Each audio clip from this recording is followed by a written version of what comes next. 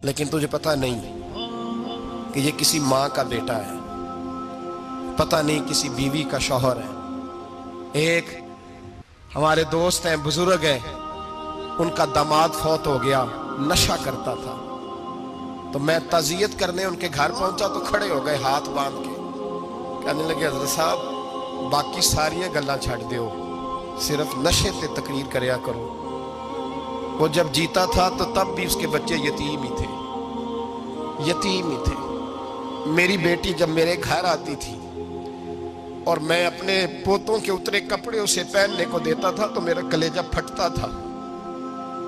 और मेरी बेटी उसकी जिंदगी में भी बेवा की जिंदगी गुजार रही थी। वो मेरी बहुओं के उतरे हुए कपड़े पहनती थी।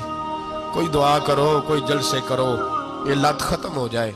और कहने लगा अब मेरे वो चला तो गया है, दादा दादी इसके पहले कोई नहीं, चचा है कोई नहीं, जब तक तो मैं जिंदा हूँ इन नवासों को कोई रोटी का लुकमा, कोई कपड़ा मिल जाएगा। लेकिन सोचता हूँ मैं बूढ़ा हूँ, मर गया तो इनको कोई पूछेगा भी नहीं, कौन इनकी खबर। इतना जुल्म इस कौम से, इतनी ज्यादती। और आराम से लिख कर लोग गुजर गए कि ये 70 लाख है, इनका दर्द तो समझो, तकलीफ तो समझो। 7 फुट का सोना जवान और नशे का आदी है तो किसी नाली में पड़ा हुआ है। और मैंने कहा उस कौम के साथ इससे बड़ा भयानक मजाक क्या होगा। कोई दानिशवर था बड़ा जालिम, उस जालिम से कोई मशवरा लेने आया। उसने आके कहा तू बड़ा जालिम है, बड़े कड़वे मशवरे देता है, मेरा एक दुश्मन है, मैं उससे बदला लेना चाहता हूं, मेरा दिल करता है उसका बच्चा कत्ल कर दूं ताकि वो तड़पे। तो जालिम ने कहा उसे कत्ल न कर, वो तो उसका बाप 2-4 महीने रो के चुप कर जाएगा। और फिर मैं सख्त सजा देना चाहता हूं, मशवरा दे। तो उसने कहा उसके बच्चे को नशे पे लगा दे। जिसका बच्चा नशा करेगा वो बाप रोज मरेगा, रोज जिएगा, और वो माँ रोज मरे जिएगी, नशे पे लगा दे। इस कौम के साथ सबसे बड़ा जुल्म ये हुआ कि मिल्लत का जवान नशे पे लग गया, ड्रग्स पे लग गया।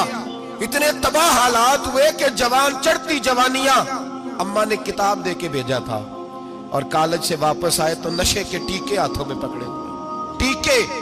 और आपके इस मुल्क के इस्लामाबाद में एक मीडिया ने वो खबर भी वायरल की और वो चीज भी दिखाई लोगों को। 3 महीने का बच्चा लेके नशई सड़क पे आ गया। उसने कहा मेरा नशा खत्म हो गया, मेरा बच्चा खरीद लो, 2 पुड़ियां दे दो। तो वहां बीबियां जो सुन रही थी वो भी चीखे मार के रो रही थी। ये जुल्म किया इस कौम के साथ। और करप्शन की लानत ने इजाजत दी सप्लाई करने वालों को कि गली गली भेजे, गली गली। इन्होंने कुछ थोड़ा जुल्म नहीं किया इन हुक्मरानों ने। और हमारी ओपोजिशन, उसको न सिर्फ इतना पता है कि ये जाए और हम आए, इससे ज्यादा कोई गर्ज नहीं। भाई करप्शन के खिलाफ निकले हो तुम, नशे के खिलाफ किस दिन निकलोगे? जुए के खिलाफ किस दिन? कौन तो मर रही है नशे से, इसके खिलाफ मैदान में कब आओगे? सिर्फ इतना है कि ये जाए और हमारी बारी आए, इससे ज्यादा कुछ नहीं। जितने मुजरम वो है उतने ही तुम बनते जा रहे हो। इसलिए कि असल बात पर ना वो आते हैं और ना असल बात पर ये आते। भाइयों, मेरे नबी पाक सल्लल्लाहु ताला अलैहि वसल्लम। और एक और तमाशा है, ये मेरे पे अल्लाह का ये एहसान रहा, इसलिए नहीं कि मैं परहेजगार आदमी हूं, नेक हूं, इसलिए नहीं। वैसे ही अल्लाह बाज़ औक़ात असबाब बनाता है, सबब बनाता है। मुझे ना शराब के रंग का पता है, ना उसकी खुशबू का पता है, ना मैंने कभी जिंदगी में देखी है। ये करम है मेरे हजरत साहब का, मैंने नहीं देखी, मुझे नहीं पता कैसी होती है। कुछ बातें मैंने सुनी है। एक महफिल में मैं बैठा था मजलिस में, तो एक शख्स ने कहा खांसी नहीं जाती बच्चे की, दूसरा उसको मशवरा दे रहा है, खांसी नहीं जाती, बड़ी दवाई, देसी भी फलां भी बड़ी खाई, मशवरा दिया उसको कि तू इस तरह कर, इसको ना शराब के 2-4 चमचे पिलाओ। कहते हैं जी इसको ना ये पिलाओ तो सही हो जाएगी। तो मैंने पलट के उसकी तरफ देखा, मैंने कहा कोई अकल कर, क्या मशवरा कर? मौलाना मेरा तजर्बा है। मैंने कहा तेरा तजर्बा अफजल है या रसूलुल्लाह का फरमान ज्यादा अफजल है? तेरा तजर्बा अफजल है। हजरत उम्मे सलमा रदी अल्लाह तआला अन्हा कहती है मैंने अर्ज की या रसूल अल्लाह सल्लल्लाहु अलैहि वसल्लम, मेरी बच्ची बड़ी बीमार है, तो मुझे किसी ने कहा है ये थोड़ी सी नशे वाली चीज है, ये बना के तैयार करके दो, सही हो जाएगी। बीमार है बच्ची तो ये नशे वाली चीज है, इसको तैयार करके दो, थोड़ा नशा है। اگرچہ بعض میں نے شروع میں کہا بعض لوگ مریض کو سخت مریض کو ایسی ادویات جو مجبوری بن جائے اس کی گنجائش اور اجازت دیتے ہیں. محتاط علماء تو اس میں بھی بہت ساری چیزیں پہلے بیان کرتے ہیں لیکن اس نے کہا جی نرا نشہ دینا ہے شفا کے لیے. حضرت ام سلمہ کہتی ہے میرے نبی پاک نے میری طرف دیکھا میری طرف تو میں نے کہا یا رسول اللہ آپ کیا فرمانا چاہ رہے ہیں؟ تو نبی پاک نے فرمایا ام سلمہ کبھی ناپاک چیز میں بھی شفا ہوئی ہے کبھی ناپاک چیز میں بھی کبھی شراب اور خمر میں بھی شفا ہو سکتی ہے. شفا رب کریم نے رکھی ہے پر شہد کے اندر رکھی ہوئی ہے. شفا اللہ نے رکھی ہے قرآن مجید میں رکھی ہوئی ہے. تو اس میں بھی کبھی یہ حضور نے بیان کیا ہے کہ اس کے اندر شفا ہو سکتی تو امت کتنی دلیری کرتی ہے جو یہ مشورے دیتی ہے کہ اس کے اندر نشہ ہے شراب ہے تو کھانسی چلی جائے گی تو فلانی بیماری چلی جائے گی. نہ آؤ ان چیزوں پہ نہ اپنے ایمان کو خرابی دو اور نہ ایسی باتیں کرو جس سے کہ ڈائریکٹ رسول اللہ صلی اللہ علیہ وسلم کے واضح ارشادات کی مخالفت ہو. میرے نبی پاک صلی اللہ علیہ وسلم نے فرمایا. اور پھر کچھ لوگ کہتے ہیں تھوڑی پی ہے جی. اب تو میں تجزیے میں پڑھ رہا تھا کہ ایسی شراب ایجاد ہو گئی ہے لوگ شراب پیتے ہیں اور وہ مست بھی رہتے ہیں کار بھی چلاتے رہتے ہیں. کہتے ہیں جی نہیں ہمارا ذہن معاف نہیں ہوا تو یہ والی صحیح ہے نشہ نہیں لاتی. میرے نبی پاک صلی اللہ علیہ وسلم نے فرمایا جس چیز کی تھوڑی مقدار زیادہ مقدار حرام ہے اس چیز کی تھوڑی مقدار بھی حرام ہے. جس کی زیادہ مقدار حرام ہے اس کی تھوڑی بھی. تو خمر اور شراب اگر فل پینا جائز نہیں تو تھوڑی پینا بھی جائز یہ حرام ہے اور حرام تھی اور قیامت تک حرام ہی رہے گی. میرے نبی پاک صلی اللہ علیہ وسلم نے منع کیا اور حضور نے اظہار ناپسندیدگی فرمایا. فرمایا 40 دن تو عبادت ہی قبول نہیں ہوتی شراب پینے والوں جب تک سچی توبہ نہ کرے. ایک دن صحابہ بیٹھے تھے سارے. حضرت ابو بکر صدیق بھی تھے فاروق اعظم بھی تھے عثمان غنی بھی تھے. ڈھیر ساری تعداد تھی صحابہ کی سارے تشریف فرما تھے. حضرت عبداللہ ابن عمر رضی اللہ تعالیٰ عنہ حدیث کے راوی ہیں اور مستدرک للحاکم کے اندر ابن حبان کے اندر یہ روایت موجود ہے. فرماتے صحابہ نہ بات کر رہے تھے اور بات یہ کر رہے تھے کہ یار لوگوں کو گناہوں سے کیسے روکا جائے. لوگوں کو گناہوں سے گفتگو صحابہ یہ کر رہے تھے. عبداللہ ابن عمر کہتے ہیں بیٹھے تھے اور یہ گفتگو کر رہے تھے کہ گناہوں سے پلاننگ یہ ہوتی تھی. ان کی جو محفلیں ہوتی تھی نا بیٹھ کے وہ خوش گپیاں نہیں ہوتی تھی بلکہ وہ تبلیغ کی جد و جہد کی لوگوں کو برائی سے منع کرنے کے لیے بیٹھتے تھے. اس پر منصوبہ بندی کرتے تھے پلان کرتے تھے آگے ترتیب دیتے تھے.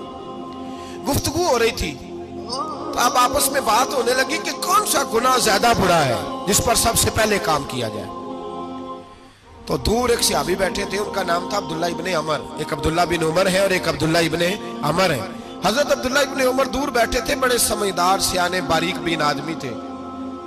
تو حضرت عمر فاروق اپنے بیٹے سے کہنے لگے جا عبداللہ ابن عمر سے پوچھ کے آ کہ سب سے سخت گناہ کون سا ہے. توجہ ہے میرے بھائیوں ادھر دیکھیے گا میری جانب. پوچھ کے آ کہ سخت گناہ کون سا ہے. عبداللہ بن عمر رضی اللہ تعالیٰ عنہ کی خدمت میں جب عبداللہ ابن عمر گئے تو جا کے کہنے لگے کہ صحابہ پوچھتے ہیں کہ آپ نے زیادہ وقت گزارا ہے نبی رحمت صلی اللہ علیہ وسلم کے پاس تو بتلائیے برا گناہ کون سا ہے سب سے سخت گناہ تاکہ سب سے پہلے اس پر پابندی لگائی جائے اس پر محنت کی جائے. تو حضرت عبداللہ ابن عمر کہنے لگے صحابہ کو جا کے بتا دو کہ سب سے برا گناہ شراب پینا سب سے برا گناہ اور یہ ام الخبائث برائیوں کی جڑ ہے گناہوں کی ماں ہے یہ بنیاد ہے باقی گناہ اسی سے شروع ہوتے ہیں. کہتے ہیں میں نے آ کے بتایا تو حضرت ابو بکر صدیق رضی اللہ تعالیٰ عنہ سیدنا فاروق اعظم کہنے لگے خود جاتے ہیں ان کے پاس خود جاتے ہیں چونکہ ہم نے بات سننی ہے ہم خود جاتے ہیں اور ان سے جا کر کے سوال کرتے ہیں کہ اگر آپ کو اس تفصیل کا پتہ ہے نا تو اس کے پیچھے بھی کوئی تفصیل ہوگی جو میرے نبی پاک نے بیان کی ہوگی صلی اللہ تعالی علیہ وسلم. اس تفصیل کا بھی آپ کو پتہ ہوگا جو نبی پاک نے بیان کی ہوگی اس بات کے پیچھے جو بیک گراؤنڈ ہے جو پس منظر ہے. فرماتے ہیں کہ ہم اٹھے عبداللہ ابن عمر کے پاس گئے ان سے جا کے پوچھا کہ جناب آپ نے یہ تو فرمایا ہے شراب ام الخبائث ہے تو اس کے پیچھے پس منظر کیا ہے.